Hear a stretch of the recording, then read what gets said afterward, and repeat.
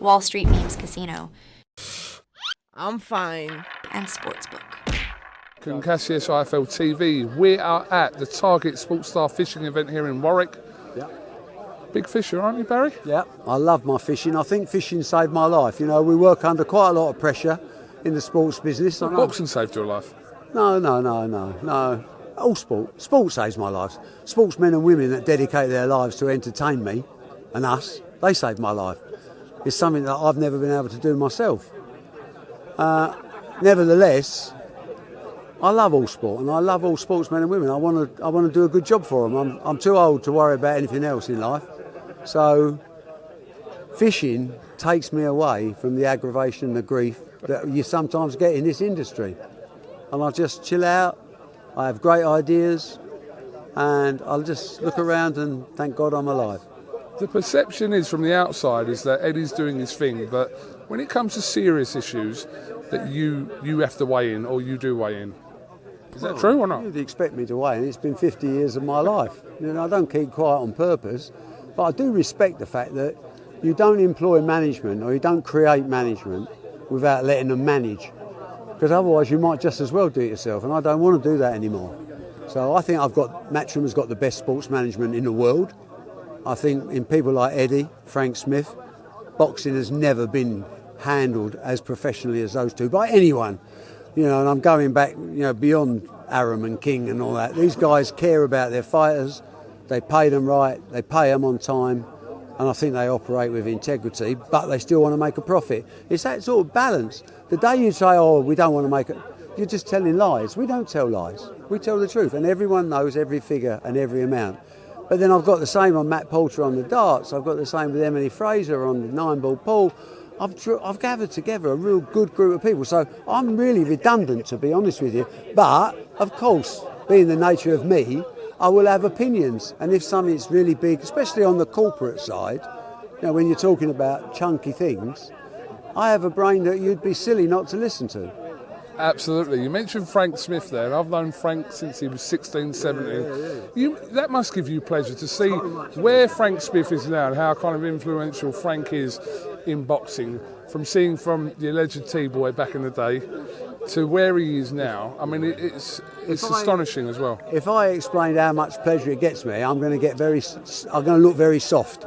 But all my people that come from a similar background to myself, that have a passion for what they do, and that are prepared to go not the extra mile, the extra 10 miles, 20 miles, 30 miles, until we win. See, we're in the same business, Cougs. We want to win. How do we win? We get bigger, and we get bigger, and we get bigger.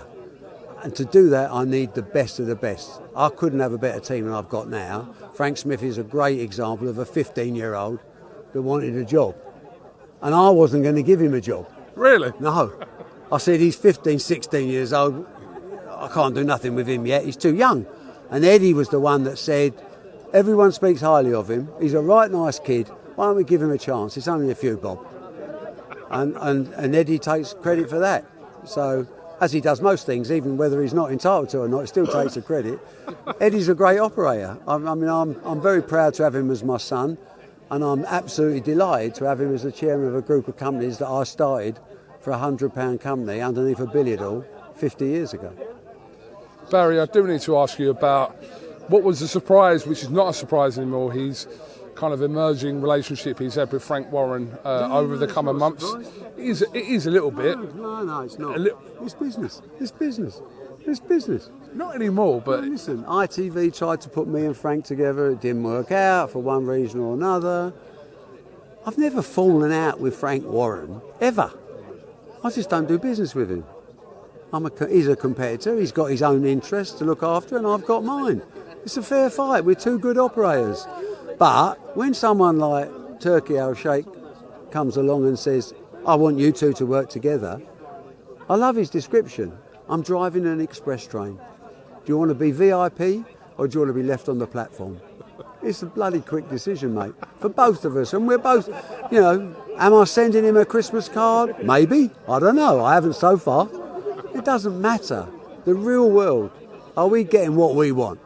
Don't worry what other people are getting. I say to boxers all the time, well, how much is he getting to fight? It's nothing to do with you. Are you happy with what you're getting? Well, yeah. Well, then that's it. And it's the same thing in promotion. I don't care what Frank Warren's doing. He's not part of my landscape. I don't wish him harm. I don't wish him success. I'm neutral on the subject.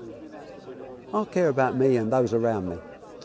What was your initial response to Saudi Arabia with the whole 5v5 thing? So you can answer this in two parts. When it was announced, the whole Hearn versus Warren thing, and then obviously the end result didn't obviously go your way, but what was your response to kind of the whole situation? My response when we got thrashed 10-0, which actually astonished me, but then they were 5 50-50 fights, and sometimes the favourite or one of the favourites is going to come in.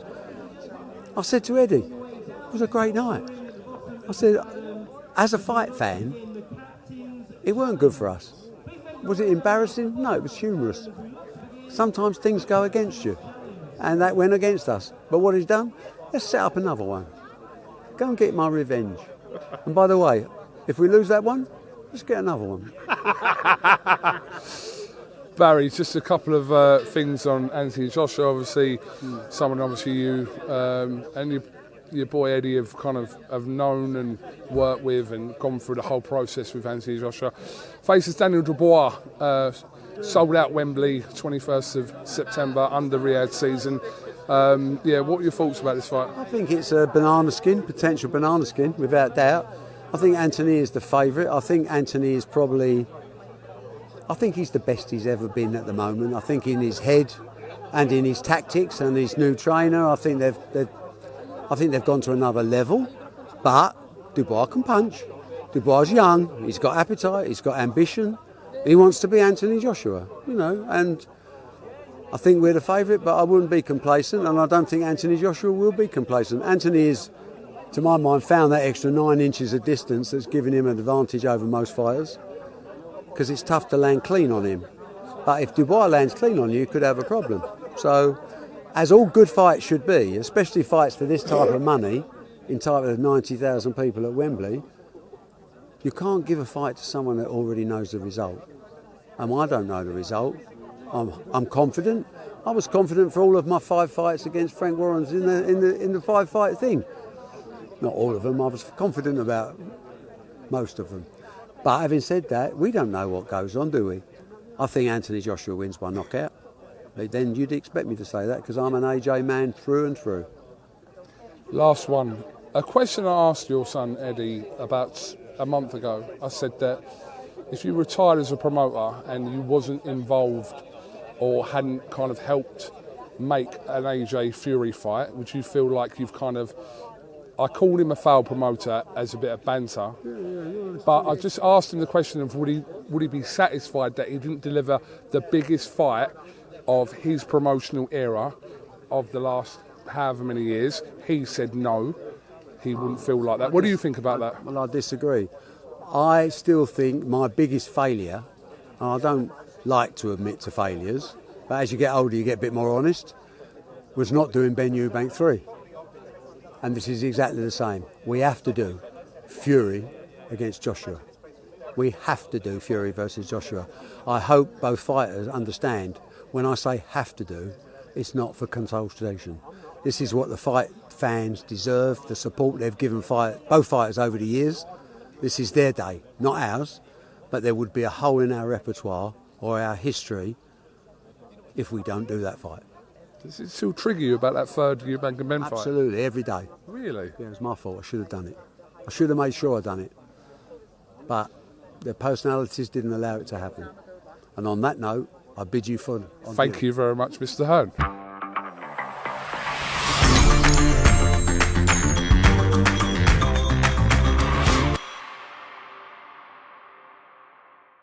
Wall Street Memes Casino I'm fine. and Sportsbook.